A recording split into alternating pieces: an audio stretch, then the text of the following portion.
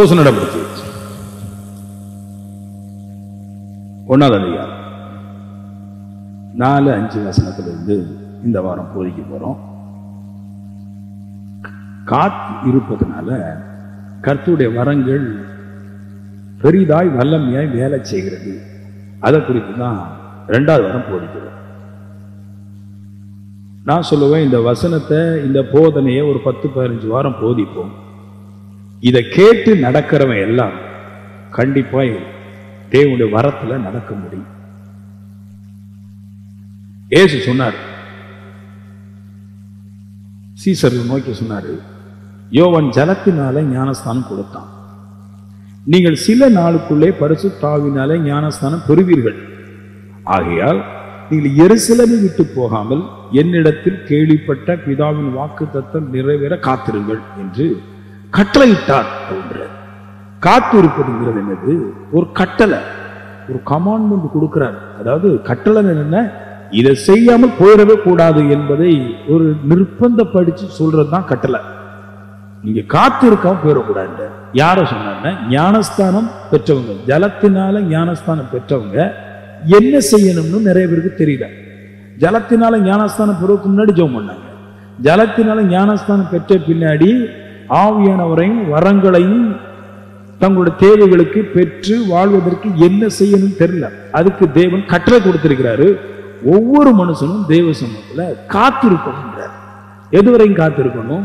ஆண்டவர் சொன்னாரு, சில நாளுக்குள்ளாக பரிசுத்த ஆவி மேல வருவார். அந்த சில நாட்களுக்குள்ளாக ஆவியான வரும் மட்டும் நீங்க காத்து கொண்டே இருக்க வேண்டும். ஆவியார் வந்தாதான் அற்புதங்கள் நடக்கும், பலத்த அடையாளங்கள் நடக்கும், பலத்த அதிசயங்கள் செய்ய முடியும். நாம் வேண்டிக் கொள்வதற்கும் மிகுந்த அற்புதங்கள் எல்லாம் ஆவியானவர் செய்வார். இதுதான் வாக்குத்தத்தம் கூட. பிதா கொடுத்த வாக்குத்தத்தம் என்னது? கர்த்தர் சொல்றாரு, பிதா என்ன வாக்குத்தத்தம் இருக்கிறது? பரிசுத்த ஆவி உங்க மேல வைப்பேன். அது ஒரு வரம், அது ஒரு வல்லமை, அது எல்லாவற்றையும் மாற்றி போடும். அற்புத விதமான வரம், அற்புத விதமான வல்லமை, அது ஆற்றல், அது உங்களுக்குள்ளாக வாக்குத்தத்தம் வந்திருக்குது. அந்த வாக்குத்தத்தம் நீங்க பெறணும் அப்படின்னா காத்திருக்கணும். மறுபடியும் சொல்றேன், காத்திருக்கணும். காத்திருக்க வேண்டும் என்பது ஆவிக்குரிய மனுஷர்களுக்கு, ஞானஸ்தானம் பெற்ற மனுஷருக்கு எல்லாருக்கும் இது மாபெரும் தேவனால் கொடுக்கப்பட்ட கட்டளை. இது எல்லாருமே இருக்கணும். சரி, இந்த காத்திருந்து, இந்த கட்டளை பெற்று காத்திருந்து இவங்க ஆவியானவர் பெற்றாங்க, பலத்த அற்புதம் செஞ்சாங்க. மரித்தோரை உயிரோடு எழுப்புனாங்க. காய்ச்சலா இருக்கிறவங்களுக்கு தொட்ட உடனே காய்ச்சல் போயிருது. முடவனை பார்த்து எழுந்து நடந்துறான். திமிர்வாத காரனை பார்த்து உன் நோய்கள் உன்னை விட்டு போயிட்டு, உன் பாவம் உன்னை விட்டு போயிட்டுன்னா அது உடனே போயிருது. அவன் காத்திருந்து அந்த வரங்களை பெற்றதுனால அற்புத விதமான காரியங்கள் எல்லாம் அவங்களுக்கு நடந்துச்சு. இப்போ அவங்களுக்கு நடந்த சம்பவத்தை அப்படியே நம்மளுக்கும் சொல்றாரு.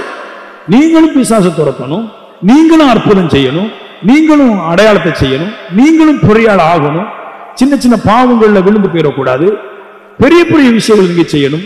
அப்படி போல அவர்களை போல செய்ய ஆசை இருக்கிறவங்க, முன்னேற ஆசை இருக்கிறவங்க, அற்புதம் செய்யணும், ஐஸ்வர்யவனை வாழணும், பெரிய மனுஷனை வாழணும் ஆசைப்படுறவங்க ஞானஸ்தானம் பெற்று தேவ சமூகத்துல ஆவியானவர்கள் வருகிற வரைக்கும் காத்திருங்க. அப்படியே இருங்கன்றார். அங்க எங்க போவாதீங்க, இருங்கன்றார். இருந்தீங்கன்னா உங்க மேல தேவனுடைய வரம் வரும். நீங்களும் பலத்த காரியங்களை செய்வீர்கள், சோர்வில்லாமல் ஓடுவீர்கள். கர்த்தர் உங்களோடு உடந்து மரித்தோரை உயிர்ப்பிக்கிற வரைக்கும் கர்த்தர் உங்களுக்கு அற்புதங்களை செய்வார். சரி, முதல்ல 2 பேர் காத்திருந்தாங்க. 2 விஷயத்தை காத்திருந்து அவங்க பெற்றுக்கொண்டாங்க. இப்ப அதைத்தான் இப்ப நான் முதல்ல சொல்ல போறேன். காத்திருக்கிறது அற்புத விதமான ஒரு தேவனுடைய வாக்குத்தத்தம், தேவனுடைய கட்டளை. காத்து இருந்துதான் நிறைய பேர் நிறைய விஷயத்தை சாதிச்சாங்க. நல்லா புரிஞ்சுக்கணும். நான் இன்னும் சொல்லலாம், சில பேர் சொல்லுவாங்க ஜெபம் பண்ணி அவங்க எல்லாம் செஞ்சாங்க. கிடையாது. காத்து இருக்கும்போது ஜெபம் பண்ணாங்க. ஆனா வெறும் ஜெபத்தை கொண்டு யாரும் எதுவுமே செஞ்சதே கிடையாது பைபிள்ல. நாம் ஜெபம் ஒரு குறிப்பிட்ட நேரம் ஜெபம் பண்றதுனால, ஒரு குறிப்பிட்ட நேரம் பாடுறதுனால எதுவுமே ஆக போற கிடையாது. அது நீங்க உறுதியை எடுத்துக்கொள்ளணும். ஏன்னா நிறைய பேர் உங்களுக்கு சொல்லுவாங்க, அப்படி பாடுங்க, ஜெபம் பண்ணுங்க, எதுக்கு எடுத்தாலும் ஜெபம் பண்ணுங்கிற ஒரு வார்த்தையை சொல்லுவாங்க. இந்த வார்த்தை கண்டிப்பா ஒரு மனுஷனுக்கும் தேவனிடத்துல ஒண்ணு வாங்கி தராது. அப்ப நான் என்ன சொல்லுவேன்னு கேட்டீங்கன்னா, நான் சொல்லுவேன் தேவ சமூகத்துல காத்திருங்கன்னு சொல்லுவேன். இல்லைன்னா உங்களை பரிசுத்தப்படுத்திக் கொள்ளுங்கன்னு சொல்லுவேன். இல்லைன்னா விசுவாசமா இருங்கன்னு சொல்லுவேன். நான் இந்த பள்ளியில தான் போவேன், ஜெபம் பண்ணுன்னு சொல்ல மாட்டேன். நான் ஏன்னா ஜெபம் தனித்து எப்பொழுதுமே அற்புதங்களை செய்யவே செய்யாது. காத்திருக்கும் போது நீங்கள் ஜெபம் பண்ண முடியுது, தியானிக்க முடியுது, சந்தோஷப்பட முடியுது, வியாக்கியானத்தை புரிந்து கொள்ள முடியுது, வசனத்துடைய வெளிப்பாடு தெரிய வருது. அது உங்களுடைய ஆத்மாவை கட்டுப்படுத்துது தேவனுக்குள்ளாக. ஜெபம் தனித்து எப்பொழுதுமே கிரியை செய்யாது. இப்போ ஆபிரகாமை குறித்து நாம் காத்திருந்ததுனால அவன் அடைந்த நன்மைகளை சொல்றேன். அப்புறமா பவுல் காத்திருந்து என்னத்தை பெற்றுக்கொண்டான், எப்படி காத்திருந்தா அதை சொல்றேன். அப்புறமா காத்திருக்கிறதுனால ஆவியானவர் விசுவாச வரத்தை தர்றார். அந்த விசுவாச வரம் என்னதெல்லாம் செய்து அப்படின்ற சொல்ல போறேன். முதல்ல ஆபிரகாம் காத்திருந்தான். ஆபிரகாமை குறித்து முதல்ல சொல்லிட்டு வரேன். ஆபிரகாமுக்கு 75 வயசு. கர்த்தர் அவனை சந்திக்கும் போது அவங்க அப்பாவுக்கு வந்து விக்கிர ஆராதனைக்காரர், அவங்க அம்மா விக்கிர ஆராதனைக்காரர், அவங்க அண்ணன் விக்கிர ஆராதனைக்காரர், 2 அண்ணன் விக்கிர ஆராதனைக்காரங்க, 2 மைனி இருந்தாங்க, மைனி விக்கிர ஆராதனைக்காரங்க. பெரும்பாலும் அவங்களுடைய தலைமுறைகள் எல்லாம் விக்கிர ஆராதனை இருந்துச்சு. ஆபிரகாமை போய் கர்த்தர் சந்திச்சார். சந்திச்சு 75 வயசுல போய் சந்திக்கிறார். சந்திச்சு சொல்றாரு, நான் உன்னை பெரிய ஜாதி ஆக்குவேன், நான் உன்னை பெரிய மனுஷன் ஆக்குவேன், உன் பேரை பெருமைப்படுத்துவேன், உனக்கு என்னவெல்லாம் வேணுமோ அதெல்லாம் தருவேன் அப்படின்ட்டு கர்த்தர் சொன்னார். சொன்ன பின்னாடி ஒண்ணுமே கிடைக்கல அவனுக்கு. கர்த்தர் வாக்கு கொடுத்தாரு. வாக்கு கொடுத்த எதுவுமே அவனுக்கு நடக்கவே இல்லை. 25 வருஷம் அவன் ஜெபம் பண்ணான். வாக்கு தத்துவத்தை வாங்கினவன் ஜெபம் பண்ணான். ஆனா அவன் கிடைக்கல. வாக்கு தத்துவத்தை வாங்கின உடனே வாக்கு தத்துவத்தின்படி அவன் தேசத்தை விட்டு, இனத்தை விட்டு, ஊரை விட்டு வந்துட்டான். கானான் தேசத்துக்கு அவன் வந்துட்டான். 10 வருஷம் கானான் தேசத்துல இருந்தான். வாக்கு தத்துவம் பண்ணப்பட்ட தேசத்துக்கு வந்துட்டான். 10 வருஷம் 10 வருஷம் கானான் தேசத்துல இருந்த பின்னாடி அவனுக்கு குழந்தை கிடைக்கல. தேவன் சொன்ன மாதிரி அவனுடைய சொந்த ஊர்ல இருந்து கானா இஸ்ரேலுக்கு வந்தாச்சு. குழந்தை கிடைக்கல. குழந்தை கிடைக்கல. அவன் மனைவி சொல்றான், ஏங்க எனக்கு கொஞ்சம் குழந்தை வேணும், இது சரியில்லை அப்படின்ட்டு. சரி, குழந்தை வேணும்னு சொன்ன பந்தமா சொல்லுது, என் வேலைக்காரி ஆகார் இருக்கிறா, ஆகாரோட கூட நீங்க கல்யாணத்தை கட்டி ஒரு குழந்தைய கொடுத்தாருன்னா அவன் குழந்தைய பெற்று கொடுத்தா. 10 வருஷம் கழிச்சு வாக்குறுதி பெற்று குழந்தை கிடைக்கல. இன்னும் 15 வருஷம் இருக்கு. 15 வருஷம் அவன் காத்திருந்தான். மிகுந்த போராட்டத்தோடு, மிகுந்த கஷ்டத்தோடு கூட தேவ சமூகத்துல காத்திருந்தான். ஆண்டவர் சொன்னார் குழந்தை தருவன்னாரு, வாக்குரைச்சாரு. ஆனா வாக்குறுதி குழந்தை கிடைக்கல. அவன் சோர்ந்து போகல. தேவ சமூகத்துல காத்திருந்தான். அதுக்கு ஒரு வசனத்தை சொல்றேன் பாருங்க, எபிரேயர் 6. அந்தபடியே பொறுமையாய் காத்திருந்து வாக்குத்தத்தம் பண்ணப்படுவதை பெற்றான். காத்திருந்தான், பெற்றான். வாக்குத்தத்தம் கொடுக்கப்பட்டத பெற்றான். அப்ப பல வருஷம், 25 வருஷம் தேவன் அழைக்கப்பட்ட இடத்துல வந்து தேவனோட உடனே காத்து இருந்தான். காத்திருந்த பின்னாடி அந்த பிள்ளைய பெற்று எடுத்தா, வாக்குறுதி நிறைவேறிச்சு. அப்ப நான் சொல்றேன், நீங்கள் ஒன்று தேவன் உங்களுக்கு தருவன் அப்படின்னு சொன்ன பின்னாடி உங்க மன விருப்பத்துக்கு நீங்க வாழக்கூடாது. நீங்க விரும்புற மாதிரி வாழ்ந்துட்டு தேவன் வாக்குத்தத்தம் நிறைவேறுன்னு சொல்லக்கூடாது. அவன் வாக்கு தத்துவத்தை பெற்று 25 வருஷம் தேவன் தான் வாழ்க்கை என்று தேவனோடு அமர்ந்து வந்தான். அப்படியே தேவனோடு ஒட்டிட்டான். அவனுக்கு உலகம் ஒண்ணுமே தெரியல. ஆபிரகாமுக்கு உலகத்துக்கு பின்னாடி போகணுன்றே தெரியல. ஒரு மனைவி வந்து சொல்றா, என் வேலைக்காரியை கட்டித்தாரன் கட்டிடுறியாங்க. அவனுக்கு அந்த மாம்ச இச்சை இல்லாதவனா இருந்தான். நம்மளும் சொல்லி ஒன்னாண்ட கட்டி வைமா அப்படின்னு இருக்கும். சில புருஷனுக்கு காமெடிக்கே விளையாடுறாங்க. எங்க போகும்போது கூட அந்த பொண்ணை கட்டிக்கலாமா. சில வீட்டுல மாமிமார்கள் சொல்றாங்க, மருமனுக்கு இன்னும் வயசு குறைவா ஆகவே இல்லை, மருமன் இன்னும் 2 கட்டிக்கலாம் அவருக்கு ஸ்ட்ரென்த்துக்கு. பாவத்தையே பேசுறாங்க. இங்க ஒரு மனுஷன் இருக்கிறாரு, தேவன் உனக்கு குழந்தை தருவேன்னு சொன்ன பின்னாடி கூட அந்த வாக்குத்தத்தத்தை பெறுவதற்கு எந்த பாவம் இல்லாமல் அவன் காத்திருந்தான் தெய்வ சம்பவத்தில். 25 வருஷம் காத்திருந்தான். 100வது வயசுலதான் அவன் குழந்தை பெற்றான். அவன் காத்திருக்கிறதுனாலதான் கர்த்தர் என்ன பண்றாரு, அந்த மனுஷனுக்கு அவர் கொடுத்த வாக்குத்தத்தத்தை நிறைவேற்றி கொடுத்துறாரு. காத்து இருக்கிறது ஈஸியா அப்படின்னு கேள்வி வருது. ஜெபம் பண்றது ஈஸி. நான் சொன்னேன் ஞாயிற்றுக்கிழமை, ஈஸியான காரியத்தினால நீங்க ஜெயிக்க முடியாது. ஜெபம் பண்றது ஈஸி.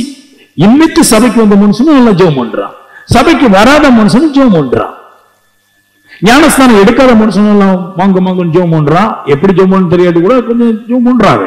ஞானஸ்தானம் எடுத்த மனுஷன் ஜெபம் பண்றான், ஆவியை பெற்ற மனுஷன் ஜெபம் பண்றான், எல்லாருமே ஜெபம் பண்றாங்க. நான் சொல்றேன் அது ஆவிக்குரிய வாழ்க்கைக்கு அது ஈஸியானது அது மனுஷனுக்கு தராது. அவன் காத்து இருக்கணும்.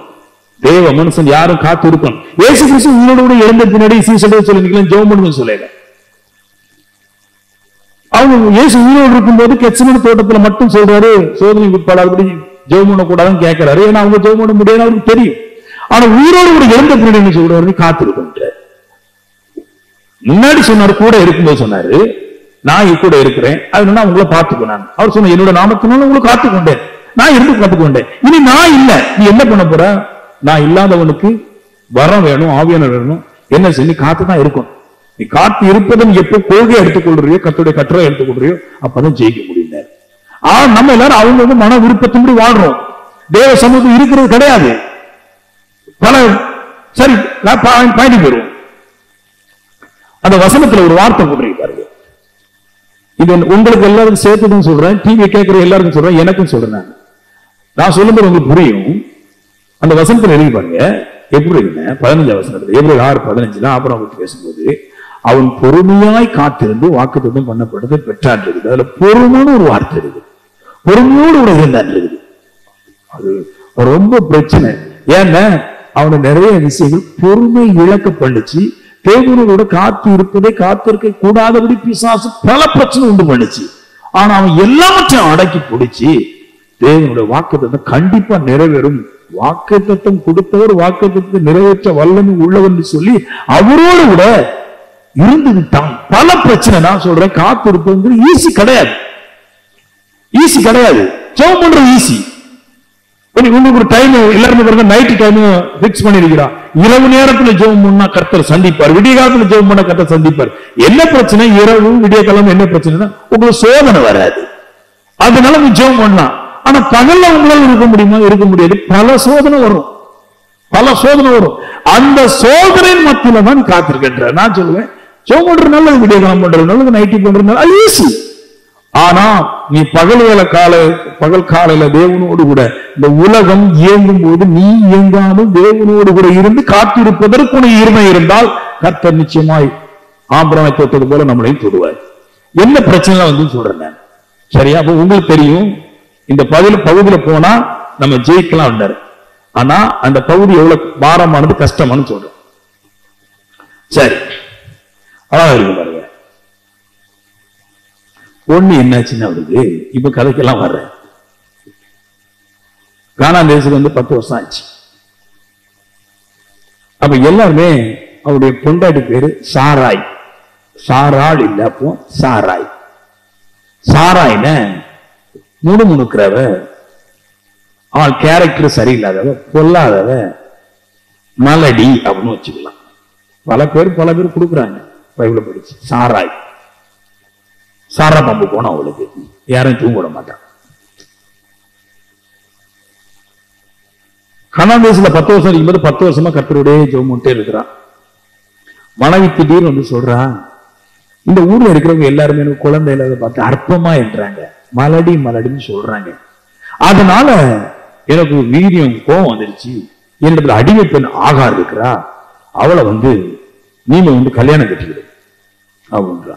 சரி, அப்ப சொல்ல வேண்டாமா, வேண்டாம், நான் கல்யாணம் கட்டினா பின்னாடி என் காத்திருக்கு போயிடும். ஒன்னையே கட்டிட்டு என்னால காத்திருக்க முடியல, வேற எக்ஸ்ட்ரா ஒண்ணு கட்ட சொல்றேன், எப்படி தேவசத்துல காத்திருக்க முடியும்? இல்லங்க, கண்டிப்பா நீங்க எனக்கு வேண்டி நீங்க ஆகாரம் கட்டிதான் ஆகணும். சரி, அவ பேர் வனாந்திரமா சுடாமைய போகும். சரி, பச்சை இல்லாத இறக்கம் இல்லாத பொண்ணு கட்டிட்டான். கட்டின பின்னாடி அவளுக்கு கற்பம் தரித்து விட்டதுன்னு இருக்குது. 17-18 ஆதியாகமத்துல கற்பம் தரிச்சிட்டு, கற்பம் தரிச்சுன்னு சும்மா இருப்பாலும் அதே ஒரு வனாந்திரம் மழை தூக்கியாச்சு, பச்சை கொடுக்க ஆரம்பிச்சுட்டு வனாந்திரம் புதுசா ஒரு குழந்தைய பார்க்குது. அது சொல்லுது, சாராளை பார்த்து மோசமா பேசினாலாம், மலடி நீ எல்லாம் ஒரு மலடி, ஆபிரகாம் ஸ்ட்ராங்கு தான் வயசானாலும் 85 வயசுலயே அவர் ஸ்ட்ராங்கா தான் இருக்கிறாரு, 75 வயசுலயே உன் புருஷன் ஸ்ட்ராங்கா சொன்ன 85 வயசுல இன்னும் கல்யாணம் கட்டி குழந்தை பெற்றிருக்க ஸ்ட்ராங்கணும், நீ தான் ஆள் சரினாலும் மலடி பேச புருஷன்ட வாரா. புருஷன்ட வந்துட்டான், வந்து சொல்றான், நல்லா இருக்கு. அந்த வசனம் திருப்பும் பாருங்களேன் எல்லாருக்கும், அது கொஞ்சம் வாசிக்கணும். அந்த பகுதி நீங்க வாசிக்கும் போது ஒரு இன்ட்ரெஸ்ட் இருக்கும். ஏன்னா அடுத்த ட்ரிப் நீங்க வாசிக்கும் போது பைபிள் இப்படிலாம் இருக்குது, நம்ம மாம்சம் மாட்டு நிறைய விஷயங்கள், மாம்ச வாழ்க்கை மாதிரி நிறைய விஷயங்கள் இருக்குது அப்படின்ற ஒரு எண்ணம் வரும் பாருங்க. நான் சொல்றேன், சொன்ன பின்னாடி அப்படி நல்லா இருக்கு.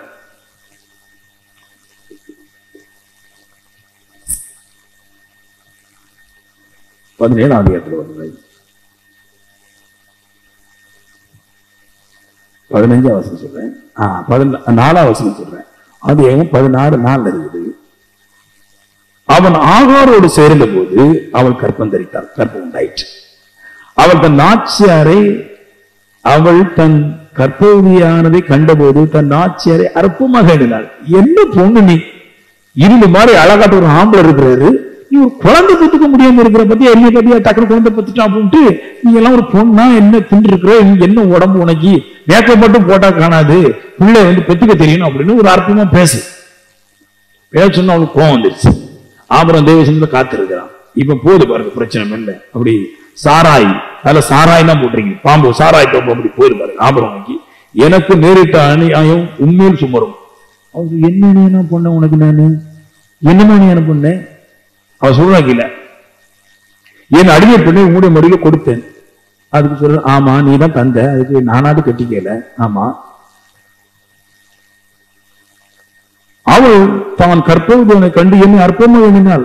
அதுக்கு ஆபரம் சொல்ல, நான் என்ன பண்ணணும், அவன் நீ தப்பா பேசுறா, அவ கற்பம் தெரிச்சுட்டா, எனக்கு கற்பம் தெரியுன்னு அவ தப்பா பேசுறா. அதுக்கு சொல்றாரு, உங்க 2 பேருக்குள்ள சண்டைன்னா நீங்க 2 பேரும் போட்டுக்குங்க, என்னை தேவ சமூகத்துல காத்திருக்க சொல்லுங்க, எனக்கு குழந்தைன்னு இல்லாம இருக்குது, அவர் வாக்கு பத்தி அப்படி தலையில கிடக்குது, என்னை ஒழுங்க காத்திருக்க கொடுங்கம்மா. அவ்வளவு உடல பாருங்க. ஓனாச்சியருக்கும் 2 பேருக்கும் சண்டை, சாராய்க்கும் ஆகாருக்கும் சண்டை.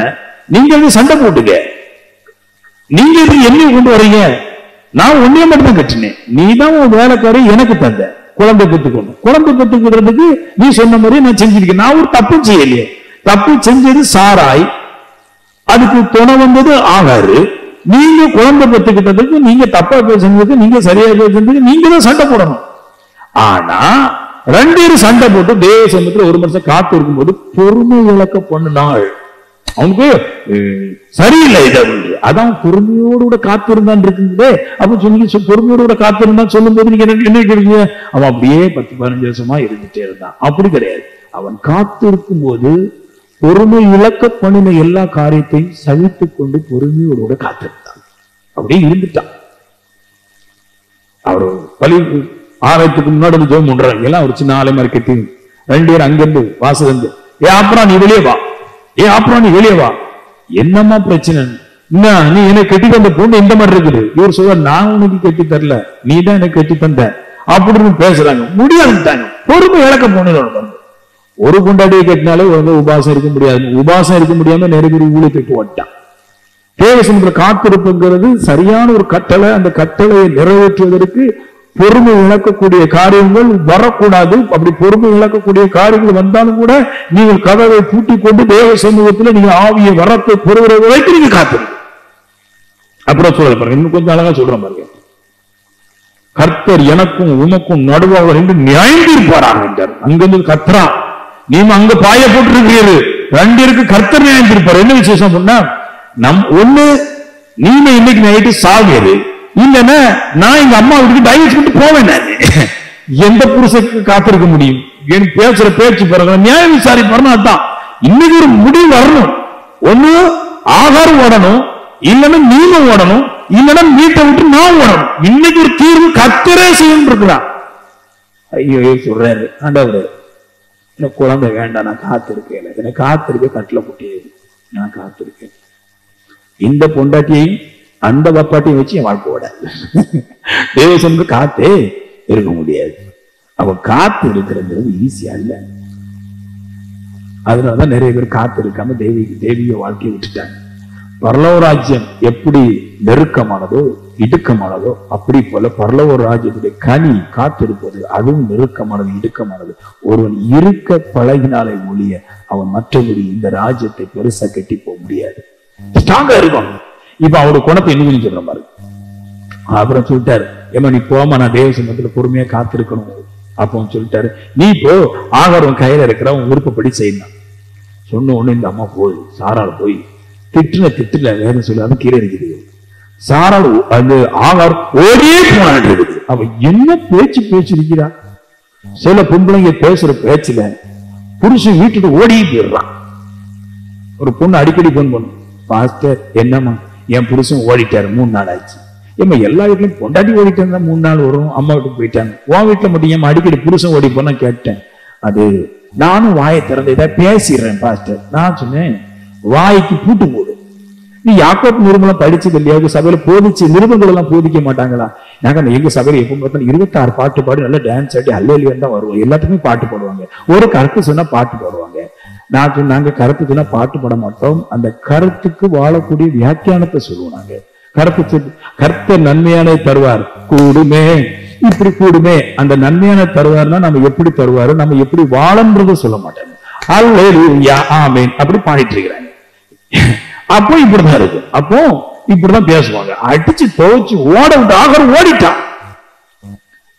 நான் சொல்றேன், ஒரு பொண்ணு குற்றம் செய்யாத ஒரு பொண்ணு சின்னதாட்டம் ஒண்ணு சொல்லிட்டான். என்ன சொல்லிட்டா? என்ன பாத்தீங்களா, என்ன பாத்தீங்களா, எகிப்து நாட்டு ஆளாக பாத்தியா குழந்தை பெற்று எடுத்திருக்கிறேன், நீ உனக்கு குழந்தை கிடைக்கணும் ஒண்ணு விஷயம் சொல்றான். அந்த சின்ன காரியத்துக்கே ஓட்டி விட்டாங்க. புருஷனை என்ன பாடுபடுத்திருப்பான். ஜெகமுட்டி போய்தான் காத்திருந்தான். அப்புறம் நான் சொல்றேன், நீங்க எப்போது தேவ சமூகத்துல காத்து வர்றீங்களோ, சரியான இருதயத்தை கொடுத்து காத்திருக்கும் போது பொறுமை இழக்க பண்ற காரியங்கள் உங்களை ஒண்ணு செய்ய முடியாது. நீங்கள் காத்திருக்க வேண்டும் என்று அந்த கற்றலை ஏற்றுக்கொண்டு அதற்காக வாழ வேண்டும் என்று நீங்கள் காத்திருந்தால் பிரச்சனை ஒண்ணு செய்யாது. நீங்கள் காரியங்களுக்காக மட்டும் தேவனுக்காக வாழ இருதயம் கொடுக்காமல் காரியத்திற்காக மட்டும் காத்திருந்தால் உபத்திரம் சோதிக்கும் போது நீங்கள் உபத்திரத்திற்கு நடி போய்விடுவீர்கள். சராசரி தேவ சமூகத்திலிருந்து ஒரு பிள்ளையோ ஒரு பொருளோ ஒரு காரியத்தை பெறுவதற்கு காத்திருக்க வேண்டியது என்ன? நாம் புதிய காரியங்களை ஆவியானவருடைய வரங்களை பெறுவதற்கு எவ்வளவு சோதனை மத்தியில நாம் காத்திருக்க வேண்டியதா இருக்கும். அப்படி இருக்கும். ஈஸியாட்டு 1 மணி நேரம் ஜெபம் பண்ணிட்டு கத்திட்ட கிடைக்கும்னு நினைக்கிறீங்க, 1/2 மணி நேரம் பாடிட்டு கத்திட்ட கிடைக்கும்னு நினைக்கிறீங்க. அப்படி இருந்தா நம்மளுக்கு முன்னோடியா இருக்கிற அநேக பேர் இவர்களை பெற்றுக்கொண்டு நல்லா வந்திருப்பாங்க. நான் சொல்லுவேன், ஃபெயில ஆக்கப்பட்டவைகள்ல தொடர்ந்து போவாதீங்க. எது நல்ல வழியை காமிக்கிறதோ அதுல போங்க. நேரம் காலம் எடுத்து ஜெபிக்கிற மனுஷன் ஜெயிக்க மாட்டான். ஒரு 3 மணி நேரம் உபவாசிச்சு. நான் சொல்லுவேன், ஞாயிற்றுக்கிழமை ஆராதனை வைக்கிறது, வேலைக்கிழமை ஆராதனை வைக்கிறது, குறிப்பிட்ட நேரம் வைக்கிறது, இதே செட் ஆகாது. நம்ம ஆவில வளர முடியாது. நம்மளுக்கு தீர்க்கத்தின் பகுதி 1/2 மணி நேரம் கொடுக்கும், 1 மணி நேரம் கொடுக்குறோம். சில நேரத்தில் நிறைய இருந்து கொந்தளிச்சுட்டு இன்னும் 2 மணி நேரம் ஓட்டலாம் தோணும். அப்படி போனாதான் வளர முடியும். ஒரு குறிப்பிட்ட கர்த்தருக்கு நேரம் செலுத்தி ஆராதிக்கிறது ஜெபிக்கிறது செட் ஆகாது. கர்த்தர் நம்மளை நடத்துற வரைக்கும் நம்ம அதுல இந்த பயன்பாட்டுக்குள்ள இருந்து போயிட்டு இருக்கு. ஜோம் பண்ண போனா ஒரு 1 மணி நேரம் 2 மணி நேரம் வைக்காதீங்க. விடிய காலம் 5 மணிக்கு ஜோம் பண்ணா 6 மணிக்கு எந்திரிச்சு போயிடலாம். அப்படி போடாத. நான் நடு ராத்திரி 12 மணிக்கு எந்திரிச்சு அவரோட காத்திருந்து வேதத்தை படிச்சு தியானிச்சு பாடி அவருக்குள்ளாக நீ கழி கூறும் போதுதான் இந்த பழக்கம் உனக்கு உண்டாகும். அந்த சோதனையை இழக்க போன்ற காரியத்தை எந்திக்க கூடாது. நம்மளுக்கு சராசரி என்ன பிரச்சனை வரும்? கணவனாருக்கு கரெக்டா சாப்பாடு கொடுக்கணும். அந்த கணவனாருக்கு அல்சர் இருக்கும், அவருக்கு 1/2 மணி நேரத்துக்கு முன்னாடியே கொடுக்கணும். சில நேரத்தில் கணவர் ஊர் சுத்திர மனுஷனா இருப்பாரு, பெட்ரோல கரெக்டா அவருக்கு போட்டு விட்டுருவாங்க. பைக்கை தொடச்சு வைக்கணும். அவியெல்லாம் உப்பு கூடிடக்கூடாது, அவருக்கு கிட்னி பிரச்சனையா இருக்கு. பல குழப்பத்துல புருஷன் கட்டி வச்சுட்டு இருப்போம். பல மாமனார் பிரச்சனை, டீ வெள்ளனே கொடுக்கணும், மாமி என்னங்க அத்தை சாப்பிட்டீங்களான்னு வெள்ளனை கூட்டு வச்சு கொடுக்கணும். பல பிரச்சனைகள் வரும். எல்லா பிரச்சனை மத்தியிலையும் பைசா பிரச்சனை, வேதனை, துக்கம், பல காரியங்கள், பிள்ளை சரியில்லாம சுத்திட்டு வரும். எல்லாவற்றும் மத்தியிலையும், எல்லா சோதனை மத்தியிலும், பொறுமை இழக்க பண்ற எல்லா காரியத்தின் மத்தியும் கடவுளோட வைராக்கியம் இருந்து விடுங்கள். நாம் சாதிப்பது நிச்சயம். நிறைய பேர் என்ன நினைக்கிறாங்க அப்படின்னா, நிறைய டிவில போனா ஆட்கள் வருவாங்க, சபைக்கு நல்லா பாடனா வருவாங்க, வந்து பார்த்துட்டு போயிடுவாங்க. ஏன்னா அவன் தேடி வர்றது பாடலுக்கோ ஜெபத்துக்கோ அல்ல, அவன் தேடி வர்றதுக்கு விடுதலைக்கு தான் வர்றான். முதல்ல அவனுக்கு ஒரு விடுதலை நடக்கும், அதுக்கு பின்னாடி தான் அவனுடைய இருதயம் தொடுதா இல்லையாது நம்ம இருக்க போறான். அப்போ விடுதலை எப்படி நடக்கும்? அவன் தேவ சமூகத்துல காத்திருந்து வரங்களை வாங்கி கொண்டால் மட்டும்தான் விடுதலை நடக்கும். அப்போ நாம எல்லாரும் தேவ சமூகத்துல காத்திருந்து நம்முடைய அளவுக்கு தக்கதான ஆவிய தேவ நமக்குள்ள தந்து நம்மளை வேலை செய்யற வைக்கிற அளவுக்கு தேவ சமூகத்துல காத்திருக்கோம். சில பேர் சபைக்கு வர்றது காலையில 9 மணிக்கு ஆரம்பிச்சோன்னா 9 மணிக்கு தான் வர மாட்டான், 11 மணிக்கு தான் வருவான். இந்த 3 மணி நேரத்திலுமே காத்திருக்க முடியல. ஆராதனைக்கு போகணுங்கிற ஒரு எண்ணத்தை மட்டும் வச்சிடக்கூடாது, அந்த ஆராதனையை கரெக்டா காத்திருந்து அதை ஃபாலோ பண்ணணும். இன்னொரு முக்கியமான விஷயத்தை சொல்றேன், நீ கேட்கணும். இதெல்லாம் பவுலை பத்தி கொஞ்சம் பேசணும். இது அற்புத விதமான ஒரு வெளிப்பாடு. நான் படிக்கும்போது எனக்கே ஆச்சரியம் இருந்துச்சு. ஏதோ பவுல் ஜெபம் பண்ணியெல்லாம் ஒண்ணு கட்டலைங்க. நீங்க சொல்லி பாருங்க, நீங்க நினைச்சு பாருங்களேன். பவுல் வெறும் ஜெபத்தை வச்ச பண்ணாரு. அவர் ஜெபமே பண்ணல, ஆவியானவர் மேல வந்து விழுந்தாரு. அவர் கொலைகாரனா இருந்தாரு, ஆவிக்குரிய ஜனங்களை உபத்திரப்படுத்துறவனா இருந்தான், எல்லாரும் பிடிச்சி ஜெயில போடுறவனா இருந்தான், கையில கிடைக்கிறவன் கொஞ்சம் எதிர்த்தா கொண்டுறான், கொஞ்சம் அமைதியா பணம் போட்டு ஜெயில போடுறவன் இந்த கொலைகாரன், மோசமான மனுஷன். ஆனா அவனை போய் கர்த்தர் தமஸ்கு போற வழியில போய் சந்திச்சார். ஜெபமுனி அந்த ஆவியான பெற்றுக்கொண்டான் கிடையாது. வெறும் ஜெபம் எப்பொழுதுமே யாருமே சரி பண்ணவே செய்யாது. ஒரு மனுஷன் தேவ கட்டளைக்குள்ளாக பரிசுத்தத்துக்குள்ளாக அவர் சொல்ல வார்த்தைக்கு கீழ்ப்படிந்து வர வேண்டும். சத்தியங்களை தெரிந்தால்தான் அவன் அடுத்த பக்கமா போக முடியும். சும்மா சத்தியமே தெரியாத மனுஷன் ஜெபம் பண்ணா ஒண்ணு நடக்காது. பைபிளே தெரியாத மனுஷன் ஜெபம் பண்றான், ஒண்ணு நடக்காது. பாருங்க இது எப்படிப்பட்ட ரோமர் 8 பவுல் காத்திருந்து பெற்றது கொண்டு சொல்றேன். நான் இல்ல காத்திருக்க முதல்ல வைக்கணும் உங்களை, அப்பதான் நீங்க இருக்க முடியும். அதனால காத்திருப்பின் சத்தியங்களை கொஞ்சம் பேச வேண்டியது இருக்குது. மனசுக்கு விருப்ப மாதிரி வாழ்ந்துட்டு அதை பெற முடியாது. பாருங்க இவர் சொல்றாரு பாருங்க, ரோமர் 8:23 அன்றியும் ஆவியின் முதல் பலன்களை பெற்ற நாம் கூட நம்முடைய சரீர மீட்பாகிய புத்திர சுவிகாரம் வருவதற்கு காத்திருந்து நமக்குள்ளே தவிக்கிறோம் சொல்றாரு. நான் காத்திருக்கிறேன், நான் காத்திருந்து தவிக்கிறேன். எதுக்குன்றாரு? சுவிகார புத்திரம், சரீர மீட்பு. இந்த சரீரம் நித்திய ஜீவனுக்கு நேரம் கொண்டு போகப்படும். தேவனுடைய ஆவியானவர் எனக்குள்ள வந்து என் சரீரத்தை எடுத்துக்கொண்டு நித்திய ஜீவனுக்கு சரீர மீட்பு அடைவதற்கு புத்திர சுவிகாரம் என்றும் சரீர மீட்பு அதுதான் சொல்லுது. அது விளக்கும் போட்டு புத்திர சுவிகாரம் சரீர மீட்பு ரெண்டுமே ஒண்ணுதான். அது வருவதற்காக காத்திருந்து தவிக்கிறான்றாரு. அவன் ஆவியின் முதல் பலன்களை பெற்று நாம் கூடன்றாரு. என்ன அர்த்தம் அப்படியா? அவர் ஆவியானவர் பெற்றுட்டாரு. ஆவி முதல் பலன்கள், அற்புதங்கள், அடையாளங்கள் செய்து மரித்தோரை எழுப்புறது, இதெல்லாமே அவர் காத்திருந்து தேவ சமூகத்துல காத்திருந்து எடுத்துட்டாரு. இப்ப அவருடைய பெரிய ஆசை என்னது? இந்த சரீரம் நித்திய ஜீவனுக்கு போகணும். அதுக்கு என்ன செய்யறது? அதுக்குதான் சொல்றது காத்திருந்து தவிக்கிறார் என்றது. தவிக்கிறோம், நீ வெயிட் எகர்ன்றது வாஞ்சியோடு கூட காத்திருக்கிறோன்றாரு. போராடுன்றார் காத்திருந்து. ஈஸியா கிடைக்காது இது, மனம் போன போக்குல கிடைச்சிடாது. இது படாத பாடுபடுறாரு. இங்கிலீஷ்ல அழகா வரும் பாருங்க, அது என்ன வரும் இங்கிலீஷ்ல? குரோனிங் இன்வேர்ட்லி அப்படின்றாரு. அதாவது இன்வேர்ட்லி குரோனிங் அப்படின்னா கூக்கூர்ல விடுறாராம், குமர்றாராம், இருதயத்துக்குள்ள ஒரு போராட்டம் பண்றாராம். தேவ சமூகத்துல காத்திருந்து ஆத்மாவுல எண்ணிக்கடாத பெருமூச்சுகளோடு கூட காத்திருந்து சுவிகார புத்திரத்தினை பெற்றுக்கொள்ள வேண்டும் என்பதற்கு மிகுந்த ஆற்றலோடு கூட அவர் சத்தத்தை உயர்த்தி அந்த வாஞ்சோடு கூட தேவ சமூகத்தில் கதறார் என்றார். ஈஸியா ஒரு நாள் 2 நாள் இல்லை. அவர் சொல்ற ஆவின் முதல் பலன்களை பெற்ற நாம் கூட என்றார். மிகவும் பரிசுத்தமான ஒரு மனுஷன் நித்திய ஜீவனுக்கு போவதற்கு காத்திருந்து குமர்றார் என்றார். ஆண்டவரே அப்படி இப்படி கெஞ்சி கூத்தாடி தேவ சமூகத்தில் முழங்கால் படிட்டு நெஞ்சம் முழுவதும் கர்த்தத்தை கொடுத்து வாழ்நாள் முழுவதும் கர்த்தத்தை கொடுத்து தன் உழைப்பு பிரயாசம் எல்லாவற்றையும் சபைக்காக செலவழிச்ச பின்னாடி கூட அங்கே இருந்து குமர்றார். ஆண்டவரை எப்படியாவது சரியா மீட்பு தர வேண்டும் அங்கே தங்கி இருந்து கதறாரு. அவ்வளவு பெரிய ஒரு போராட்டம் நித்திய ஜீவனுக்காக சுவிகார புத்திரனுக்காக அப்படி ஒரு பாடம் அவர் படுறாரு. நான் சொல்லுவேன், சபையில ஜெபிக்கும் போதெல்லாம் உள்ளுக்குள்ள நெஞ்சுக்குள்ள குமரி எழுந்து வரணும் சத்தம். ஈஸி கிடையாது. இதெல்லாம் ஏன் காமிக்க ஈஸி கிடையாது. அது பரலோக ராஜ்யம் ஈஸி கிடையாது. பரலோக தேவன் என்று ஒண்ணு பெறுறது ஈஸி கிடையாது. ஏதோ ஒரு ட்ரெஸ்ஸை மாத்திக்கிட்டு இதெல்லாம் கிடையாது. அது தப்பு தப்பான ஒரு போதனை. சொல்லிக்காங்க, ட்ரெஸ்ஸை மாத்திட்டு நாம் நகை போடுறது அவங்களுக்கு இடையூறா இருக்கும். நம் ட்ரெஸ் வெள்ளைக்கு போடாம கலர் போடாம இடையூறா இருக்கும். இடையூறுனால என்னன்னு தெரியல. பொறாமை, வஞ்சகம், இருமாப்பு இதுதான் இடையூறு உண்டாக்கும். கலர் இடர்கள் உண்டாக்காது, நகை இடர்கள் உண்டாக்காதுங்க. அதெல்லாம் ஒண்ணும் உண்டாக்காது. நகை போட்டா இடறாங்க. எனக்கு தெரியும் ஏன் இடறாங்க. இவ்வளவு நகை வச்சிருக்கிறான், நம்மளால முடியாதே, நம்ம என்ன பண்றது? இந்த இடர்கள் தான் வருமே தவிர அதை பார்த்து ஒரு மனுஷன் பாவத்தில் விட மாட்டான். நகையை பார்த்து ஒரு மனுஷன் பாவத்தில் விடுவாங்க, அப்படிலாம் விட மாட்டான். கலர் மாறுறதுனால ஒரு பாவத்தில் விட மாட்டான்.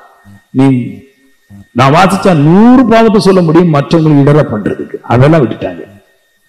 அதெல்லாம் விட்டுட்டு உள்ள வந்து குமர்றான்.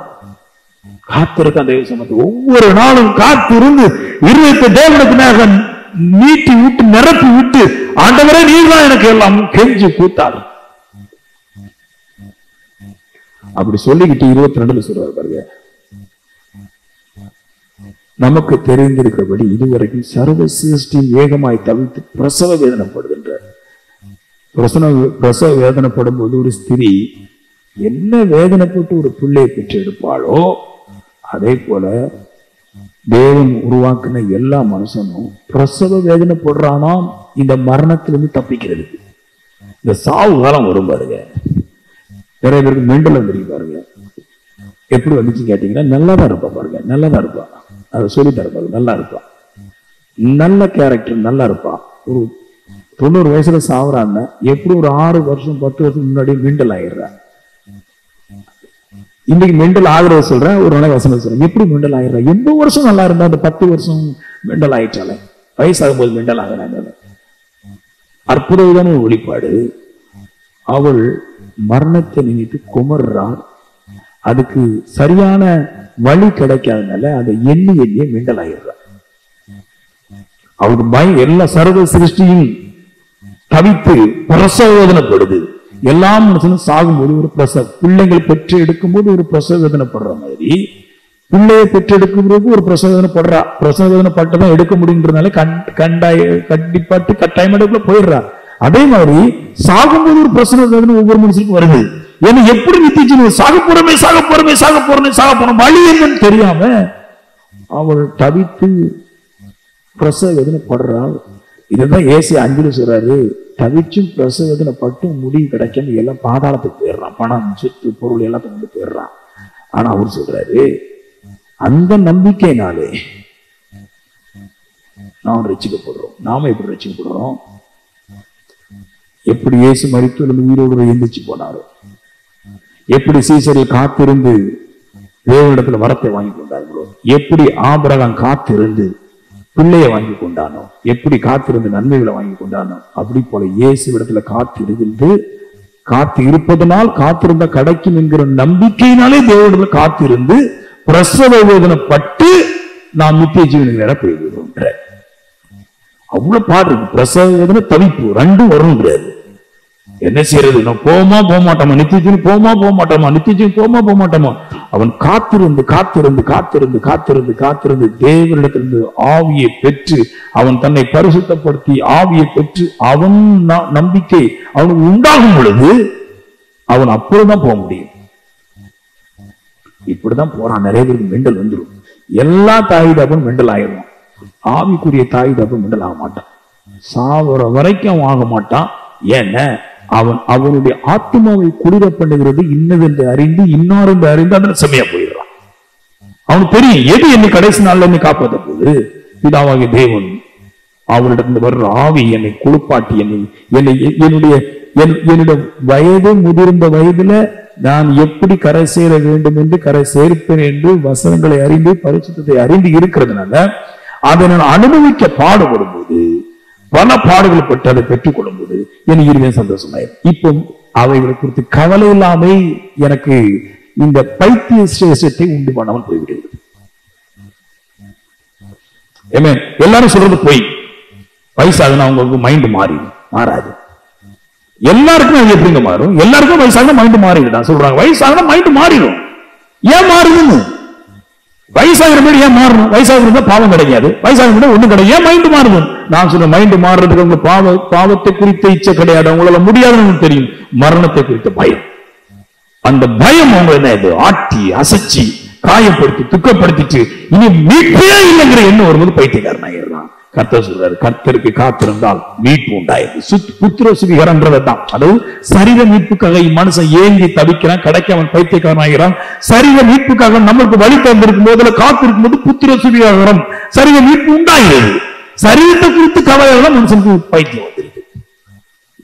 அதனால ரசிக்கப்படாத எல்லா பிள்ளைங்களும் கவனமா இருக்கணும். தாய் தகப்பனும் பைத்தியக்காரன் ஆகதான் செய்வாங்க, நம்ம பார்க்க வேண்டிய அவசியம். ரட்சிக்கப்பட்ட தாய் தகப்பன் பிள்ளைங்களுக்கு பாக்கியம். என்ன, அவன் பைத்திய சேஷ்டி அடைய மாட்டான். நோய் வந்து சாவான தவிர இந்த மாதிரி மூளை மங்கி சாக மாட்டான். ஏன்னா அவன் புத்திய சரீர மீட்பு கிடைக்கும்ங்கிற நம்பிக்கையில அதற்காக போராடுகிறான். அவன் சரீர மீட்பை பெற்றுக் கொள்வான். ஆமென். சொல்லுங்களேன். ஒரு வசனம் விளக்கிட்டு போறேன் நான். 21 இந்த காத்திருப்பத்தை பற்றி இதெல்லாம் பேசணும். 21 அந்த சிருஷ்டியானது சுய இஷ்டத்தினாலே அல்ல, கீழ்படுத்தினவராலேயே மாயைக்கு கீழ்பட்டிருக்குது என்று என்னாச்சுன்னா, சிருஷ்டியானது நம்ம எல்லாம் இருக்கிற பிறகு ரசிக்கப்படுறோம். நடுவில் ரசிக்கப்படாத மனுஷனை பற்றி சொல்றேன். இவங்க என்ன சொல்றாரு, மாயைக்கு கீழ்படுத்தப்பட்டிருக்குதான். இவங்க எல்லாருக்குமே அப்படியே கொண்டு பொய்யையும் மாயையும் ஆராதிக்கும்படிக்காக அதுக்கு கீழ்பட்டப்பட்டிருக்குது. இவங்க அதனால அங்க ஆராதிக்கிறாங்க. ஆனா அவங்க ஒரு நம்பிக்கை இருக்கு, நம்ம பழக்க முடியாது.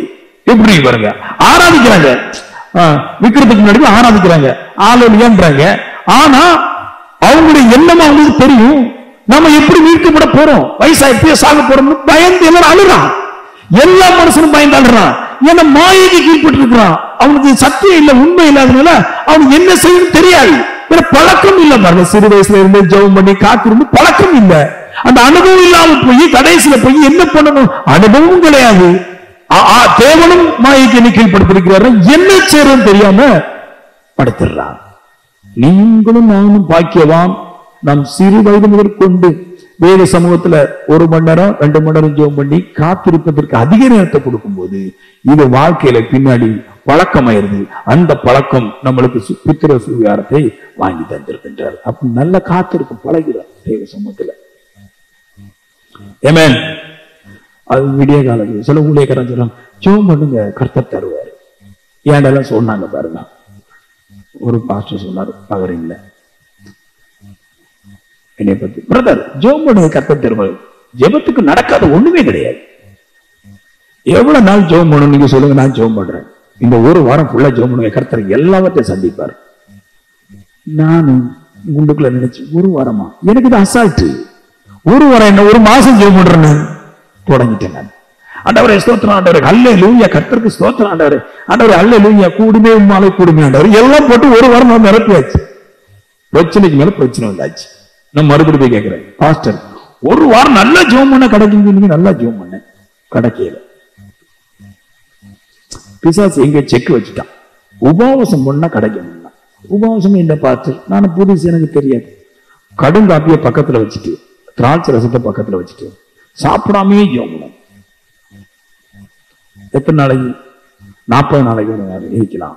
ஒருவேளை சாப்பிடலாமா? சாப்பிடலாம். இதெல்லாம் சாப்பிட்டு பண்ண ஒரு நேரம் சாப்பிட்டாலே போதும், 1 மாசத்துக்கு போதும் என் வயிற்று எடுத்துக்கணும். ஒண்ணு நடக்கல. விடக்கூடாது பிரதர், மறு 40 நாள் போடணும். எனக்கு தெரிஞ்சது இது நம்மளை ஓட்டி விடுறான். சரியான சத்தியம் கிடையாது. நான் இப்ப உங்கள்கிட்ட கேட்கிறேன், டிவியில பாக்குறத கேட்கிறேன், ஜெபம் பண்ணா கிடைக்கும். எத்தனை நாளைக்கு தான் ஜெபம் பண்ணி கிடைக்காம இருக்குது? நான் சொல்றேன், எனக்கு வர்ற போன் எல்லாமே கிடைக்காதவெல்லாம் கேட்கிறாங்க, பாஸ்டர் இது நடக்கல பாஸ்டர், நான் ஜெபம் பண்றேன், இது நடக்கல. நான் சொல்றேன், கரெக்டா சொல்றேன், பரலோகத்துல இருந்து உண்மையில ஆவி வரும் வரைக்கும் தேவ சமூகத்துல காத்துரு. அது வந்தாச்சுன்னா எல்லாம் கிடைக்கும். அது ஜெபம் இருக்குது, பாடல் இருக்குது, பரிசுத்தம் இருக்குது, எல்லாம் அது இருக்குது. ஆனா அது செய்ய முடியாது. செய்யணும். நிறைய பேர் பொறுப்பு என்ன கொடுத்துருவோம், பாஸ்டர் நீங்க ஜெபம் பண்ணுங்க, நாங்க சுத்திடுவோம், ஊர் சுத்திடுவோம். நாங்க தூரம் போய் நல்லா சாப்பிட்டு இறைச்செல்லாம் சாப்பிட்டு. எனக்கு ஒரு பொண்ணு சொல்லிச்சு, அவங்க இருக்கும்போது நாங்க அப்பப்போ ஹோட்டல்லாம் தின்னுட்டு இருந்தோமே, ப்ளீஸ் எங்க வீட்லயே இருக்கிறேன். அப்ப நான் தான் வேலைக்காரன், நீங்க ஜெபிக்க மாட்டீங்க. நீங்க நான் சொல்றேன் சரிங்க, இதை நீ சரியா செய்யற வரைக்கும் கரெக்டா கவனமா இருங்க, கரெக்டா ஜெபம் பண்ணணும், காத்திருந்து ஜெபம் பண்ணணும். அப்படி பண்ணிருக்கிறாங்க இவங்க, ஜெயிச்சவங்களை அப்படி ஜெயிச்சிருக்கிறாங்க. தவித்து பிரசவ வேதனை போடுற வார்த்தை எப்படி பாருங்க, காத்திருந்து தவிச்சு பிரசவ வேதனை போடுற இல்லையா? என்ன பாடு பண்றீங்க பாருங்க, பொல்லாத பாடு. ஆமே. கடைசியா சொன்னாங்க, பாஸ்டர் பேண்ட்ல பக்கில்ஸும் சட்டையில கலரையும் மாத்தன, வெள்ளை சட்டை போட்டாவே கிடைக்கும். நல்ல கடைக்கு போனோம், பதறிங்க சூப்பர் கடை, வெள்ளை சட்டை போட்டு வந்து பிரதருக்கு என்ன சட்டை போட்டாலும் அழகாத்தான் இருக்கு. நான் சொன்னேன், என்ன போட்டாலும் அழகாத்தான் இருக்கு, உடம்பு அமைப்பு அப்படி, வெள்ளைய கருப்பு முக்கியம் கிடையாதுயா அப்படின்னு. ஏன்னா அவங்க அதெல்லாம் கத்துக்கிட்டாங்க. மாத்துக்கிறீங்க சிஸ்டர், இந்த வாரம் வேற சேரிக்கு வந்துருங்க, நீங்க பிரதர் இந்த வாரம் அந்த சேரிக்கு வந்துருங்க, கழுத்துல எல்லாம் தொங்குது பாருங்க, அதெல்லாம் கலத்திருங்க, அதெல்லாம் வந்து நல்ல பாம்பு வேசப்பாம்பு. அப்பதான் தெரிஞ்சிச்சு உள்ளுக்குள்ள நிறைய குட்டிச்சத்தான் பாம்பு மாதிரியே சுத்திட்டு கிடக்குறான் இதயத்துக்குள்ள. இவனை புடுங்கி வெளியே போடுவதற்கு தெய்வ சமூகத்துல காத்திருக்கும். முடிவு அங்க வந்துச்சு எனக்கு. அப்பதான் புரிஞ்சிச்சு, இதெல்லாம் வந்து மாம்ச பிரகாரமான உபதேசம் வேலைக்கு ஆகாது, ஆவின் உபதேசம் வேலை செய்யணும். ஆவிக்குரியவர்கள் ஆவியை பற்றி தான் பேசணும். ஆவி சரியான எல்லாம் சரியாயிடும். தேவ சமூகத்துல காத்திருக்கிறதே ஆவி செம்மையாகிறது தான். சொல்ல போனா ஆவி செம்மையாகிற வரைக்கும் காத்திருங்க. உங்களோட ஆவி எப்ப செம்மையாகுதோ அப்ப பரிசுத்தாக வரத்தோடு இறங்கிடுவார். சரி, இன்னும் நான் சொல்றேன், அப்ப யார் காத்திருப்பான்? உலகத்தை துச்சமா நினைத்து உலகத்தை வெறுக்கிற ஒரு மனுஷன் தான் தேவ சமூகத்துல காத்திருக்க முடியும், அந்த கட்டளை நிறைவேற்ற முடியும். அப்படி செஞ்ச பாக்கியமா. சில நேரத்துல ஆசை வரும், சில நேரத்துல வறுமை பிரச்சனை வரும், சில நேரத்துல பிள்ளை பிரச்சனை வரும், சில நேரத்துல பல போராட்டங்கள் வரும். இது எல்லாவற்றையும் நெருக்கி எடுத்து ஒதுக்கி போட்டு தேவ சமூகத்தில் இருக்கிற மனுஷன் தேவனோட ஆசீர்வதிக்கிறார். சரி, புரிஞ்சுட்டு நினைக்க இந்த மனசுக்கு வாங்க. இதுக்கு எல்லாரும் வாருங்க. நீங்க 1.5 மணி நேரம் 1 மணி நேரம் ஜெபம் பத்தாது, நாட்கள் கணக்கா கொடுத்துருங்க. தேவ சமூகத்துக்கு போனா இரவு சரி, பகல்ல உங்களுக்கு சின்ன பிசினஸ் இருக்குன்னா நைட்டு ஒரு 7 மணி நேரம் 10 மணி நேரம் தேவ சமூகத்துல காத்திருங்க. ஒவ்வொரு நாளும் காத்திருங்க, கூடாதீங்க. அது உங்களோட வாழ்க்கையுடைய வழிகளை மாற்றி அமைக்கும், பாவங்களை மாற்றி அமைக்கும். அநேக நண்பர்கள் நம்ம விட்டு பிரிந்து போவார்கள், அநேக பிரச்சனைகள் வாசல்களை வந்துட்டு போயிட்டே இருக்கு. நீங்கள் இன்னார் இப்படி தேவனால் வளைக்கப்பட்டவர்கள் என்று அறிந்து கொண்டால் பிசாசு அப்புறம் தோன்றார் வராது. அவன் சபைக்கு போயிட்டான், போன் எடுக்க மாட்டான். அவன் சபைக்கு போயிட்டான், இனி வரமாட்டான். இனி அவன் ஆவிக்குரிய சபைக்கு போயிட்டான், உலகத்துக்கு ஒட்ட மாட்டான். உள்ள போயாச்சுன்னா அது கதவை பூட்டிட்டா இனி மனுஷனுக்கு உறவு கிடையாதுங்கிறத நீங்க உலகத்துக்கு சொல்ற அளவுக்கு நீங்கள் தேவனோடு ஐக்கியப்பட்டவங்க இருக்கும். எல்லாரும் ஜெபம் பண்றாங்க பாருங்க, ஜெபம் பண்ணிட்டு சண்டைக்கு தான் போறான், ஜெபம் பண்ற அடுத்தவங்க குற்றம் சொல்றான். எல்லாருமே ஒரு சாராய், எல்லாரும் நோன்றதும் குடையிறதுல தான் இருக்குது. குடைச்சு குடைச்சு குடைஞ்சு குடைஞ்சு குடைஞ்சு விடுவான். குடையாத நிறைய நகை போடு, பிரச்சனை இல்லை. மாடல் மாடலா நெக்லஸ் போடு, பிரச்சனை இல்லை. மாடல் மாடலா தங்கம் போடு, பிரச்சனை இல்லை. மாடல் மாடலா சாரி போடு, பிரச்சனை இல்லை. அதெல்லாம் போடு, எவ்வளவு நேரம் போடுவேன்? அழுக்காகிற வரைக்கும் தான் போடுவேன். எப்படி மாத்திதான் ஆகணும்?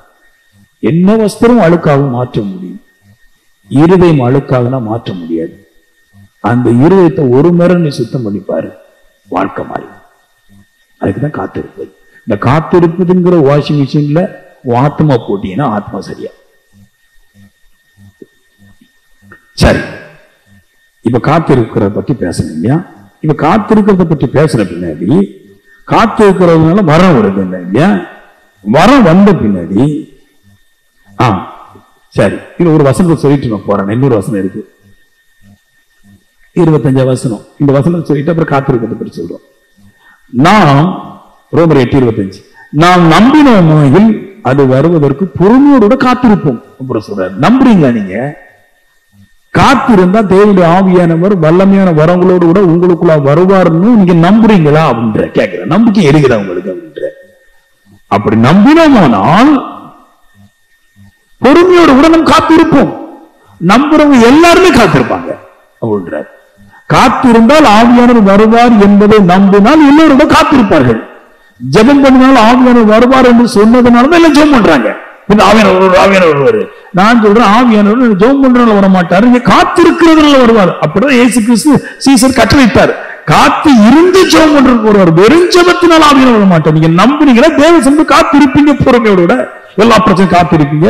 அப்படி காத்திருந்தீங்கன்னா நீங்க வரத்தை பெறுவீங்க, நல்லா ஆயிடலாம். சரி, இனி அடுத்த விஷயத்துக்கு வருவோம். அப்போ 2ஆம் பாயிண்ட் என்ன? அவங்க காத்திருந்து, சீசல் காத்திருந்து ஆவியான வரத்தை பெற்று வல்லமையான அற்புதங்கள் எல்லாம் செஞ்சாங்க இல்லையா? அதுல முதல் அற்புதம் 9 வரங்கள் இருக்குது. நானாட்டு ஒரு இடத்துல இருந்து எடுத்துட்டு வரேன். விசுவாசம். விசுவாச வரத்துடைய பவர் என்னென்ன?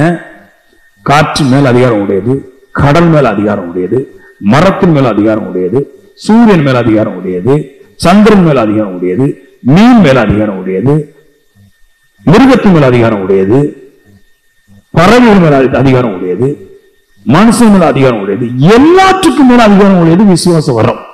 இந்த வரம் கண்டிப்பா வேணும். சில பேர்ட்ட கேட்பாங்க, நீங்க விசுவாசிக்கிறீங்களா? ஆமன்றாங்க. அது சும்மா சொல்லுவாங்க, ஆமன்னா ஒன்று கிடையாது. அது சில பேர் சொல்லுவாங்க, விசுவாசிக்கிறியா கிடையாது. விசுவாசம் ஒரு மனுஷனுக்குள்ளாக, விசுவாச ஆவி ஒரு மனுஷனுக்குள்ள இருந்தால் அவன் இந்த உலகத்துக்கு மீட்கப்பட்டவன். உலகம் அவன் கண்ட்ரோல்ல நிற்கும். உலகம் அவனை மேற்கொள்ள முடியாது. உலகத்தை அவன் மேற்கொள்வான்.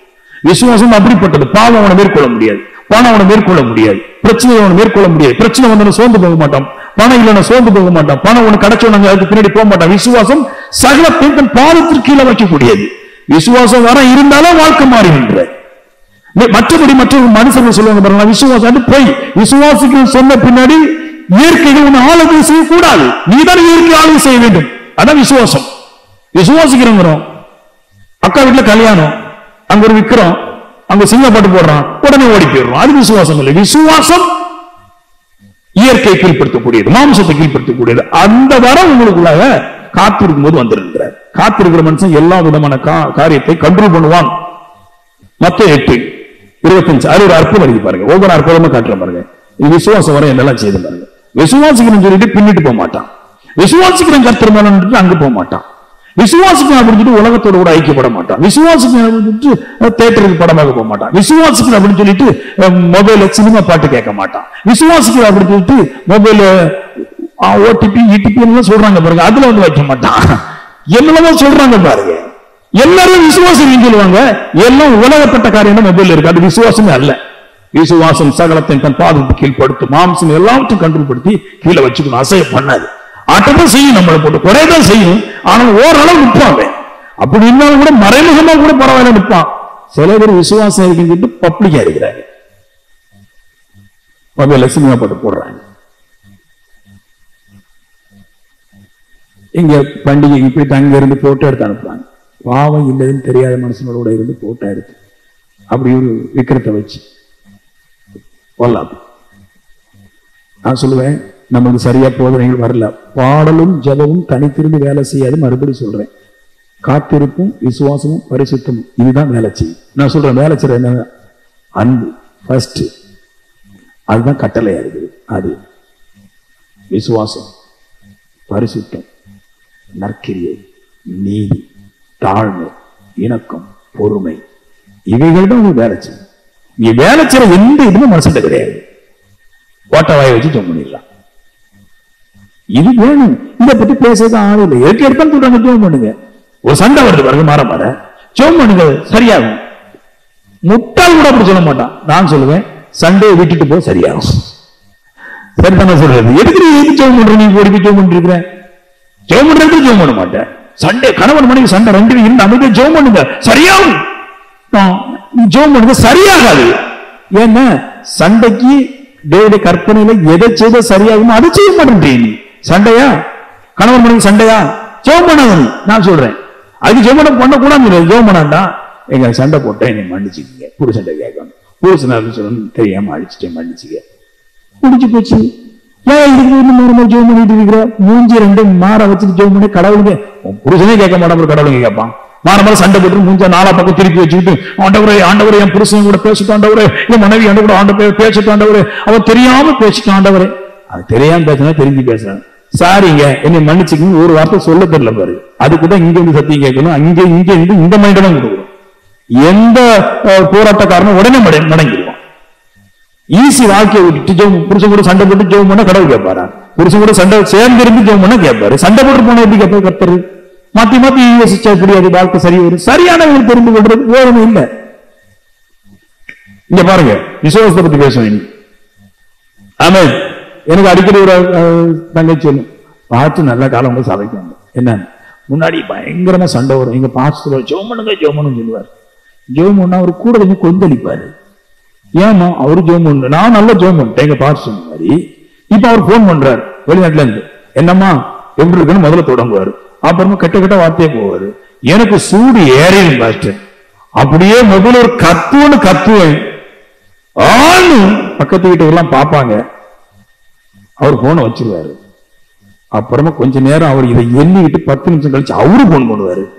நான் போனை போட்டு ஓடிடுவேன். என்ன பாஸ்டர் ஜெபம் பண்ணி இந்த கட்டுப்படுங்க. நான் அப்ப சொன்னேன், தூரமா இருந்தும் புருஷன் பேசுறான், எப்படி அடி வராது. பேசும்போது உங்களை எனக்கு நல்லா பிடிக்குன்னு ஒரு வார்த்தை சொல்லி, உனக்கு இந்த இருதயம் வந்துச்சுன்னா போதும், அவங்ககிட்ட சண்டை வராது. ஒரு நாள் போன் பண்றாரு, என்ன உனக்கு போன் பண்ண போன் எடுக்கல. எங்க மன்னிச்சுக்குமே தெரியாம இப்படி நடந்துச்சு, இனி கரெக்டா போன் எடுத்துடுறேன். சரி கரெக்டா போன் எடுத்துருன்னா முடிஞ்சு போச்சு. ஒரு வார்த்தை கரெக்டா போனா வாழ்க்கை சரியா. இதுக்கு பற்றி ஜெபம் கிடக்குறேன். அதுக்குதான் சொல்றேன், சரியான சத்தியங்களும் ஆவியினுடைய பேச்சும் அங்க கிடையாது. இங்க ஒரு விஷயத்தை காட்டுற பாருங்க, மத்தேயு 8 நல்லா புரிஞ்சுக்கணும். 8:25 இருந்து வருது. அவர்கள் 23 அவர்கள் படவில் ஏறின போது அவருடைய சீசல் அவருக்கு பின் சென்று ஏறினார்கள். அப்பொழுது படவு அலைகளால் மூழ்கப்படத்தக்கதாய் கடலில் பெருங்காற்று உண்டாயிற்று. அவரோ நித்திரையாயிருந்தார். என்ன சொல்றாரு, எப்படி பாருங்க, கோர்ட்ல போயிட்டு இருக்கிறாங்க, பல பிரச்சனை, பல போராட்டம், காற்றும் கடலும் உள்ள வந்து அடிச்சு போட்ட நிலகொலை பண்ணுது. அங்க அடிக்குது, இங்க அடிக்குது, அப்படி அடிக்குது, இப்படி அடிக்குது. உள்ள இருக்கிறவங்க இருதயம் உடைஞ்சு போச்சு. ஐயோ இன்னைக்கு செத்து போகும், கடகடம் ஓடி போறான். எழுப்புறாங்க, தட்டுறாங்க, எந்தி எந்தி இயேசுவை எந்தி இயேசுவை எந்தி. அவர் நல்லா தூங்கிட்டு இருக்கிறார். நல்ல குஷன் இருக்குது, இங்கிலீஷ்ல குஷன்ல நல்லா தூங்கிட்டு இருக்கிறோம். போட்டு ஃபுல்லா தண்ணி, எப்படிதான் தூங்கினாரோ தெரியல, அந்த மனுஷன்ல தூங்கிட்டு குஷன்ல தூங்கிட்டு இருக்கிறார். இவனுக்கெல்லாம் செத்து பேர் ஒரு பயம்.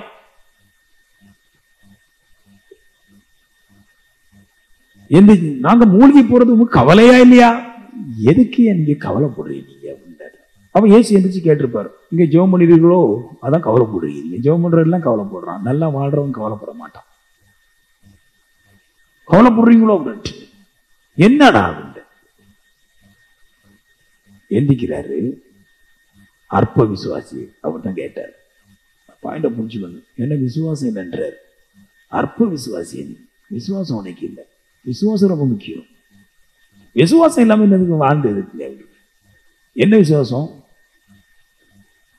இயேசு என்னோட உணர்ந்தா எனக்கு எதுவும் சம்பவிக்காது. ஆமென். கடல் என்ன ஆகுதோ அது எனக்கு முக்கியம் கிடையாது. கடல் எப்படி துள்ளுதோ, எப்படி கொந்தளிக்குதோ அது எனக்கு முக்கியம் கிடையாது.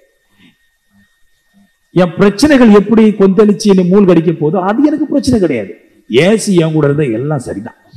ஆமென். புதிய ஏற்பாடுல இப்ப நான் சொல்றேன், புதிய ஏற்பாடுங்கிறது இயேசு தான். புதிய ஏற்பாடுங்கிறது பரிசுத்த ஆவியானவர். புதிய ஏற்பாடுல சொல்றேன், நான் காத்திருந்து பரிசுத்த ஆவியை பெற்றுக்கொண்டால், பரிசுத்த ஆவி எனக்குள்ள இருக்கிறார், அவங்களோட விசுவாசம் உங்களுக்குள்ள இருந்தால் உங்களுடைய பிரச்சனை எதுவும் ஒண்ணு செய்ய. ஆமென் சொல்லுங்களேன். அவர் முதல்ல சொன்ன வார்த்தையை பாருங்களேன். அவர் சொன்ன வார்த்தை எப்படி எழுதி பாருங்களேன். விசுவாசம், விசுவாசம் இல்லாத சந்ததின்றார். எதுக்குடா உனக்கு விசுவாசம் எல்லாம் போச்சு? காற்றை பார்த்தோன்னு ஏன் பயப்படுற? கடலை பார்த்தோன்னு ஏன் பயப்படுற நீ? பொல்லாப்ப பார்த்தோன்னு ஏன் பயப்படுற நீ? ஜெபிக்கிற நீ, ஆனால ஜெபிக்கிற எல்லாருமே பயப்படுறாங்க, ஜெபிக்கிற எல்லாரும் பயப்படுறா. ஆனா இவரு பயப்படல. ஏசு நல்லா தூங்கிட்டு இருக்கிறார், குஷன்ல தூங்கிட்டு இருக்க, காற்றும் கடலும் இருந்து குஷன்ல தூங்கிட்டு இருக்கிறாரு. யூ அன்பிலீவிங் ஜெனரேஷன், அவிசுவாசம் உள்ள சந்ததின்னு போட்டு கத்துறாரு. ஏன் நீ போடுற? அந்த அவர் சொன்னார், அவிசுவாசம் உள்ள சந்ததின்னு கேட்கிறார். லிட்டில் விசுவாசம், கொஞ்சம் விசுவாசம் இருக்கேன், இன்னும் அவனுக்கு நம்பிக்கை இல்லை. நான் கூட இருக்கும்போது காற்றும் கடலும் மலைகளும் அலைகளும் ஒரு பிரச்சனையே கிடையாது. அந்த விசுவாசம் பாருங்க, கடவுள் என்னோட கூட இருக்கிறாருங்கிற அந்த நம்பிக்கை எப்போ வரும்? நான் காத்திருந்து அவரை பெற்றுக்கொண்ட பின்னாடி தான் அந்த நம்பிக்கை வரும். நான் தேவசமுத்திர காத்திருந்து ஆகிய எனக்குள்ள வந்து விட்டால் இனி எதுவும் உன்னை அசைக்க முடியாது. ஏன் அந்த காற்றுங்கடல் சொல்றாருன்னா, உலகத்திலே அதிக அழிவு கொடுக்கக்கூடியது காற்றுங்கடல் தான். அதை பார்த்து சொல்ற, உலகத்துல மிகுந்த அழிவை கொடுக்கக்கூடிய காற்று கடலும் கூட கர்த்தர் உன்னோட கூட இருந்தா எதுவும் பண்ண முடியாது.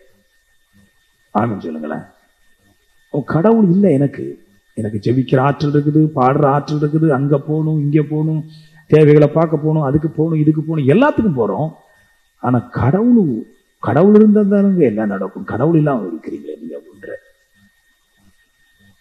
எந்திரிச்சு காற்றங்கடல் அதற்றாரு. அங்க விசுவாசத்தை பத்தி பேசுறாரு இல்லையா, காற்றங்கடல் அதட்டு சொல்றாரு. காற்றங்கடல் அதட்டிட்டார், அற்ப விசுவாசம் சொல்லிட்டார். அதுக்கு பின்னாடி கீழே எழுதி பாருங்க, அவங்களும் ஆச்சரியப்பட்டாங்க, என்ன காற்றும் கடலையும் இவருக்கு கீழ்படியுதே. அவருக்கு கீழ்படுறதுக்காக அவர் சொல்லல, அவருக்கு கீழ்படுறதுக்காக அவர் வரல. இயேசுவுக்கு காற்றும் கடலும் கீழ்படின்றத காமிக்க வரல, உங்களுக்கு காற்றும் கடலும் கீழ்படின்றது காமிக்க வந்திருக்கிறார். உங்களுக்கு கீழ்படியும் இல்லை. இயேசு அவர் அற்புதம் செய்யறதுக்காக வரல, நாம் அவரை போல அற்புதம் செய்ய வேண்டும் என்பதற்காக ஒரு முன்னோடியா வந்தார். நாம இப்படிதான் வாழணும். நம்ம ஜெபிச்சு வாடுற ஆட்கள் கிடையாது.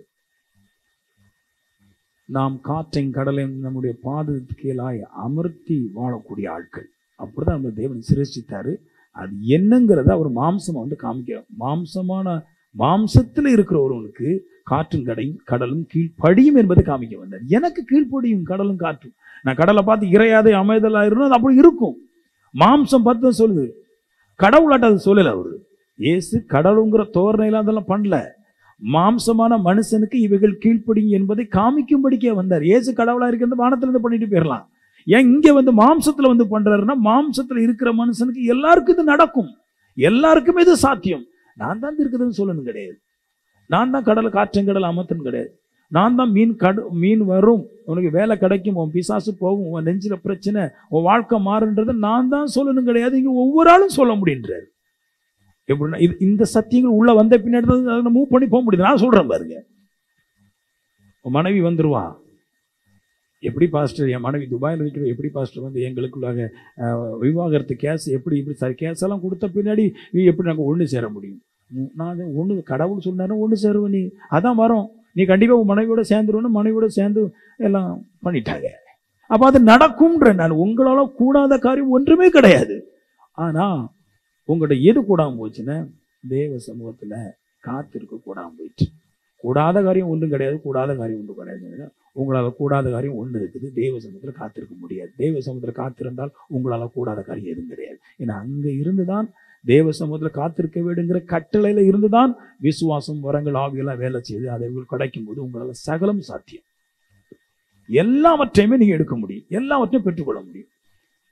நம்மளுக்கு எது தேவையோ அதை விட்டுட்டோம். நான் இயேசு எப்பவுமே அற்புதம் செய்யும்போது இயேசு செஞ்சுட்டாரு, கர்த்தாவே ஸ்தோத்திரம் சொல்ல மாட்டேன். ஆண்டவரை நான் செஞ்சுட்டேன், உமக்கு ஸ்தோத்திரம் இப்படி போடணும். பிளேட்டை ஆண்டவர் காற்று அதட்டினார், கர்த்தாவே உமக்கு ஸ்தோத்திரம்.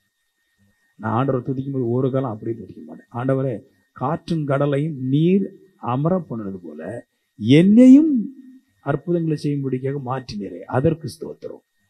நீங்க பைபிளை படிச்சுட்டு பைபிள் இருக்கிறதுக்கெல்லாம் ஸ்தோத்திரம் சொல்லுவீங்க. யோர்தான் கடந்தார் கர்த்தர், அல்லேலூயா.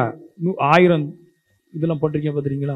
1000 ஸ்தோத்திர பலி. கர்த்தர் எரிகோ உடைத்தார், ஆமேன் அல்லேலூயா. கர்த்தர் செங்கடலை உடைத்தார், ஆமேன் அல்லேலூயா. நான் அப்படி சொல்ல மாட்டேன். ஆண்டவரே, எரிகோவை என்னை கொண்டு உடைக்க செய்தீர், அல்லேலூயா. எனக்கு என்ன ப்ராஃபிட், எனக்கு என்ன லாபம் இருக்குது? என்னையும் சேர்த்து தான் துதியில போடணும்.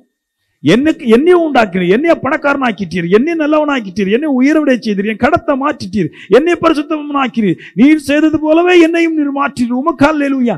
எங்க அவர் செய்யறது துதிக்கிற ஒரு துதி கிடையாதுங்க. ஏன்னா அவர் தான் கடவுள், அவரை துதிச்சுதான் ஆகணும். அவர் செய்தாரோ செய்யலையோ அவர் தான் கடவுளோ, அவரை துதிச்சுதான் ஆகணும்.